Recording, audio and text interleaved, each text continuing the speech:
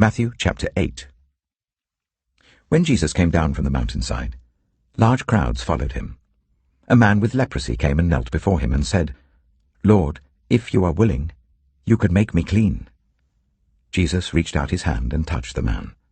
"I am willing," he said. "Be clean." Immediately he was cleansed of his leprosy. Then Jesus said to him, "See that you don't tell anyone, but go, show yourself to the priest and offer the gift Moses commanded as a testimony to them."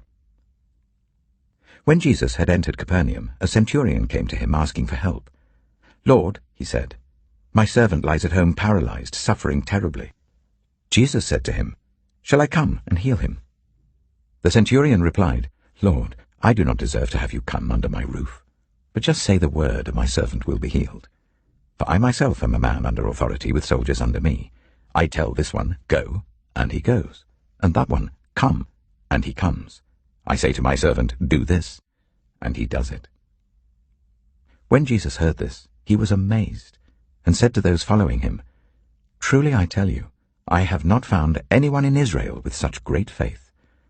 I say to you that many will come from the east and the west, and will take their places at the feast with Abraham, Isaac, and Jacob in the kingdom of heaven.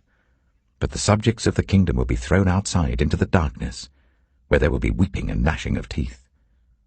Then Jesus said to the centurion, "Go, let it be done just as you believed it would." And his servant was healed at that moment. When Jesus came into Peter's house, he saw Peter's mother-in-law lying in bed with a fever. He touched her hand, and the fever left her, and she got up and began to wait on him. When evening came, many who were demon-possessed were brought to him, and he drove out the spirits with a word, and healed all who were ill. This was to fulfill what was spoken through the prophet Isaiah. He took up our infirmities and bore our diseases. When Jesus saw the crowd around him, he gave orders to cross to the other side of the lake. Then a teacher of the law came to him and said, "Teacher, I will follow you wherever you go."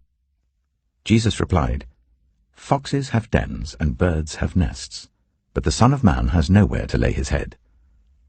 Another disciple said to him, "Lord, first let me go and bury my father." But Jesus told him, "Follow me, and let the dead bury their own dead." Then he got into the boat, and his disciples followed him. Suddenly a furious storm came up on the lake, so that the waves swept over the boat. But Jesus was sleeping. The disciples went and woke him, saying, "Lord, save us, we're going to drown." He replied, "You of little faith, why are you so afraid?" Then he got up and rebuked the winds and the waves, and it was completely calm. The men were amazed and asked, "What kind of man is this? Even the winds and the waves obey him." When he arrived at the other side in the region of the Gadarenes, 2 demon-possessed men, coming from the tombs, met him.